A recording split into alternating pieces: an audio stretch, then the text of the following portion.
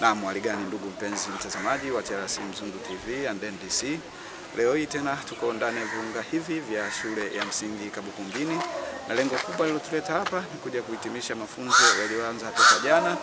Mafunzo haya yalikuwa yanahusu elimu maalum na yalikuwa yakiwashirikisha walimu wakuu wa shule mbalimbali zilizoko ndani ya halmashauri ya wilaya Handeni, lakini pia ilikuwa inawashirikisha walimu wa kawaida ambao wanadili na wanafunzi kule madarasani. Katika kuhitimisha mafunzo haya nimezungumza na baadhi ya washiriki na wao walikuwa nayo ya kusema. Kwa majina ninaitwa Veronica Gerson Ngoda. Nipo hapa kama mshiriki katika mafunzo haya ya elimu maalum ambayo yameletwa na mradi wa shule bora. Binafsi nimefurahi sana kupata mafunzo haya. Mafunzo haya kwa kweli yalikuwa ni mazuri sana, kwani nimeweza kufahamu vitu vingi ambavyo nilikuwa sivifahamu. Na pengine kule shuleni nilikuwa ninafanya pasipo kuelewa kwamba hapa ni kweli ninamsaidia huyu mtoto kutokana na changamoto alizonazo, lakini kumbe nilikuwa naenda, lakini leo nimejaziwa zaidi. Nimeweza kutambua jinsi ya kuwabainisha watoto wenye mahitaji. Katika mafunzo haya nimejifunza vitu mbalimbali. Kwanza kabisa nimejifunza makundi ya watoto wenye mahitaji maalum. Kundi la kwanza kuna watoto wenye ulemavu wa viungo. Kuna kundi lingine ni watoto wenye uoni hafifu. Kundi la tatu kuna watoto wenye uziwi, na pia kundi la 4 watoto wenye ulemavu wa akili. Katika makundi haya ndani nimejifunza viashiria.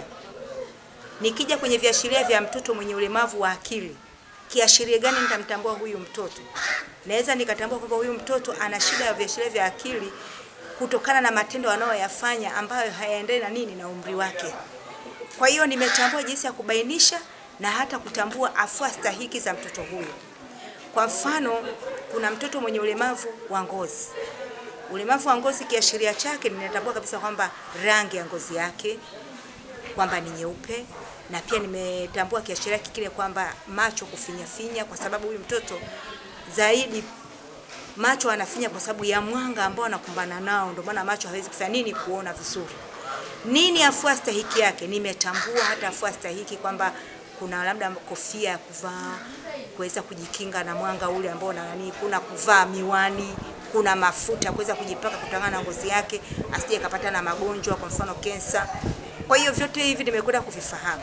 Lakini kitu kingine pia nimetambua hata kuweza kubainisha watu mbalimbali katika jamii kwamba huyu mtu ana changamoto gani.